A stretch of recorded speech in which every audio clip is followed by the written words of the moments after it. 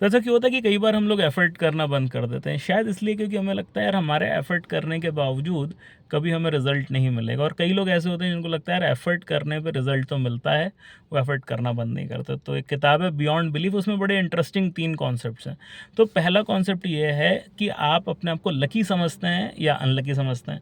तो एक छोटा-सा एक्सपेरिमेंट हुआ था, उसमें लोगों को अखबार दिए गए और कहा कि ये गिनो इस अखबार में कितनी फ़ोटोज़ हैं। सेकंड पेज पे बड़े-बड़े अक्षरों में लिखा था इसके इस अखबार में 43 फ़ोटोज़ हैं, और आगे के एक पेज में लिखा था ये विज्ञापन छोटा-सा, ये दिखा दो $250 मिल जाएँगे। जो व्यक्ति अपने आप को लकी समझता था, हर उस व्यक्ति ने वो 43 पढ़ के बता दिया या $250 ले लिए। लेकिन जो व्यक्ति अपने आप को अनलकी समझता था, उनसे ये चीज़ मिस हो गई।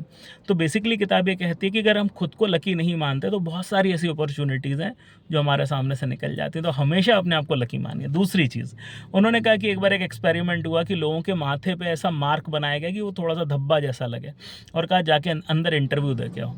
और जब वो इंटरव्यू देने जा रहा था, उससे पहले अरे थोड़ा साफ़ करके उन्होंने पूरा उसको क्लीन कर लिया। लेकिन जो आदमी इंटरव्यू देने गया, उसको लगता रहा कि यार मेरे सर पे एक धब्बा है, सामने वाला मुझे जज करेगा। और जब वो वापस आया, उसने कहा यार सामने वाले ने मुझसे ढंग से ट्रीट नहीं किया क्योंकि मैं कुरूप हूँ, बदसूरत हूँ, अच्छा नहीं दिख रहा था उसके कारण।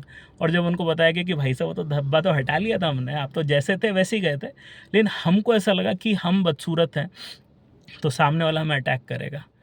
कई बार किसी का ईमेल आता है तो इस बात पे निर्भर करता है कि हम हमारे व्यवहार उससे कैसे हैं, कि हम मान के चलते हैं कि वो हमको अटैक कर रहा है या सलाह दे रहा है। तो हमेशा मान के चलिए जो व्यक्ति मुझे जीवन में मिल रहा है वो बड़ा अच्छा व्यक्ति है, मेरे से अच्छी बात करेगा। और तीसरा, एक और एक्सपेरिमेंट हुआ था, चूहे जो होते हैं उनको स्विमिंग पूल में डाल दिया गया था, देखा गया कितनी देर तक वो सर्वाइव कर पाते हैं। 15 मिनट देखा गया कि चूहे सर्वाइव कर पाए, उसके बाद बेचारे डूब गए। एक्सपेरिमेंट दोबारा हुआ नए चूहों के साथ, तो 15 मिनट जैसे हुए चूहों को निकाल लिया गया और उसके थोड़ी देर बाद वापस डाला गया। अब आपको क्या लगता है? क्योंकि उनके अंदर एक आशा थी, यार पिछली बार बचा लिया था, इस बार फिर कोई बचा लेगा।